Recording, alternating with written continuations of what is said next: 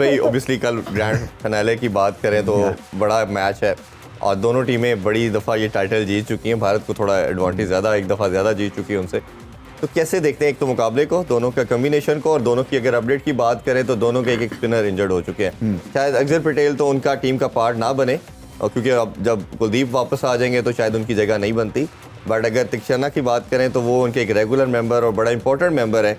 जब से हसरंगा की जब से एब्सेंस है तो मेरा कैसे देखते हैं दोनों टीम की कॉम्बिनेशन को? देखिए, भारत के चांसेस कम है क्योंकि पाकिस्तान से वर्ल्ड क्लास बददुआएं होने वाली हैं। So but on a serious note उनको एडवांटेज है फिर भी, इसलिए कि उनकी बेंच स्ट्रेंथ, हालांकि बांग्लादेश के अगेंस्ट आजमाई वो इतनी नहीं थी ग्रेट, बट रिजल्ट क्योंकि ग्रेट नहीं था। बट इस वक्त फाइनल पे लग मुझे ऐसे ही रहा है कि भारत जो है उसको एडवांटेज है।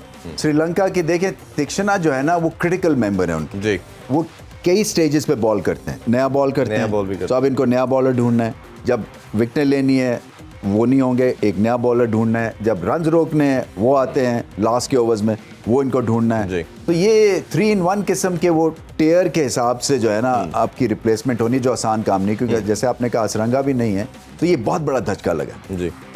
ऑन द अदर हैंड जो भारत है वो सह जाएगा। मुझे ऐसा लगता है कि वो उनके लिए इतनी बड़ी चीज़ नहीं, क्योंकि वो 1 या 2 बैटिंग में तो डिपेंडेंट हैं, बॉलिंग में आई थिंक उनका स्प्रेड ठीक ठाक है। लेकिन रवीज भाई जो 7-8 सेमीफाइनल और फाइनल वो हार चुके हैं लास्ट 8-9 ईयर्स में, ये प्रेशर भी तो उनके बैक ऑफ द माइंड होगा। किसी इवेंट का सेमीफाइनल या फाइनल वो जीत नहीं पाए 2016 से लेके अब तक।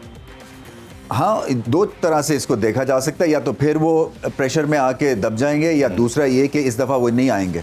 और उनको पता है कि श्रीलंका जो है बेशक घर में खेल रहे हैं, कंडीशंस उनके हिसाब से वो बनाएंगे, मगर एक चांस तो उनका बन गया है ना पाकिस्तान से खेलने के लिए। फिर ना सिर्फ टैलेंट की लड़ाई होती है बल्कि प्रेशर की भी लड़ाई होती है ना, तो ये प्रेशर इतना नहीं होगा श्रीलंका के खिलाफ। सो टाइटल जीतने का इनका एक्सपीरियंस भी है, पाकिस्तान से तो ज़्यादा ही है। सो मेरे ख्याल से मुझे लग रहा है इस वक्त की एडवांटेज भारत को है। ठीक है, उस्मान साहब से भी हम जानेंगे कि कौन सी टीम का पलड़ा आपको भारी लग रहा है। What do you think who is going to win?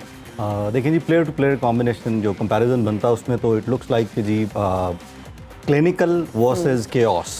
खासतौर पर तीक्षणा के जाने के बाद वहाँ पे वो जो स्पिन डिपार्टमेंट है, जो स्ट्रेंथ बनी हुई थी, और कोलंबो की पिचेस भी उन्होंने उसी तरह सेट की, वहाँ पे श्रीलंका को एक थोड़ा सा वो लैशबैक आएगा। दूसरी तरफ जो है वो बात, इंडिया पाकिस्तान के अगेंस्ट खेला, ऑल आउट हुए, दोबारा आए प्रिपेयर हो के, तबीयत साफ़ की उन्होंने हमारी अच्छी खासी, फिर इसी तरह श्रीलंका से ऑल आउट हुए, वो मैच जीत लिया उन्होंने। लेकिन कल वो मेरा ख्याल है कि कल वाला जो बांग्लादेश का मैच था उसके बाद वो ओवरऑल स्पिन के अगेंस्ट प्रॉपर तैयारी से आएंगे, वलालगे को भी वो उसी तरह से टक्कर देंगे, और तीक्षणा की जो एब्सेंस है उस लूप होल को वो कैश करने की कोशिश करेंगे। आपको लगता है उस्मान भाई जो 10 स्पिनर से आउट होना प्लेयर का, ये उनके बैक ऑफ द माइंड होगा कि ये दोबारा मेरे पास आएंगे स्पिन पे? ये अगेन दोनों तरह प्ले हो सकती है ये चीज़ कि जी पिच किस तरह रिएक्ट करती है। कल बारिश की भी प्रेडिक्शन है, दोपहर 2 बजे से लेके कुछ 60% चांसेस हैं बारिश के, रात 11-12 बजे तक।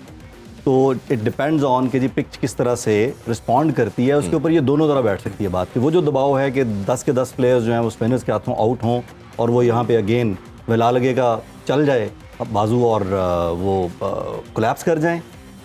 और दूसरा ये हो सकता है कि वो उसके लिए मेंटली भी प्रिपेयर्ड हों और तैयारी भी करके आएँ अपनी ओवरऑल कि भाई किस प्लेयर को कहाँ से किस तरह से खेलना है, कौन सी शॉट्स खेलनी है, किन किन स्पैन्स में हमने किस किस तरह से स्कोर करने और रोकने हैं। दूसरी एक और बड़ी इंपॉर्टेंट चीज़ है, इंडिया को जो एडवांटेज लग रहा है हमें कि इंडिविजुअल परफॉर्मेंसेज उनकी बहुत अच्छी आ रही हैं। अगर आप इंडिविजुअली चार्ट को देखें, वो 1-2 प्लेयर्स अगर नहीं भी परफॉर्म कर पाते तो शुभमन गिल हैं, रोहित शर्मा जो है वो वर्ल्ड क्लास प्लेयर हैं, फिर नीचे Virat Kohli world class player हैं, केएल राहुल हैं, तो एक पूरा बैटिंग लंबा बैटिंग स्क्वाड है। और बॉलिंग स्क्वाड में भी उनके अब मतलब वो है, कल वो प्रॉब्ली शामी को नहीं खिलाएंगे, सिराज खेलेंगे, और जो उनका अपने आजमूदा बॉलर्स हैं वो खेलेंगे। तो बॉलिंग बैटिंग स्क्वाड को अगर इंडिविजुअली चेक देखें हम तो बॉक्सेस चेक होते नजर आते हैं हमें कि जी India is like on the strongest side. खेलों से रिलेटेड तमाम अहम खबरें और अपडेट जानने के लिए सुनो न्यूज़ के यूट्यूब चैनल को भी सब्सक्राइब करें और बेल आइकन को क्लिक करना मत भूलिएगा।